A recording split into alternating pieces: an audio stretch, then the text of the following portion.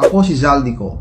Isa ako sa mga nasangkot sa issue ng flood control project at ngayon, ako ay nasa kustodiya na at pauwi na sa Pilipinas sa ilalim ng mga awtoridad. Hindi na ako mananahimik. Handa akong isiwalat ang lahat ng aking nalalaman, ang buong katotohanan sa likod ng proyektong ito. Ibubunyag ko kung paano naganap ang sistematikong pag-abuso sa pondo ng bayan at kung sino-sino ang mga nasa likod nito kabilang ang 2 matataas na opisyal ng gobyerno na umano'y pasimuno ng katiwalian. Kapag ako ay humarap sa Blue Ribbon Committee, ilalatag ko ang lahat walang itatago.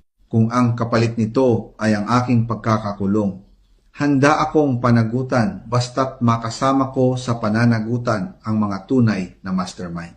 Kung nais mong malaman ang buong katotohanan, panoorin at ibahagi ang video na ito. Mag-iwan din ng iyong komento.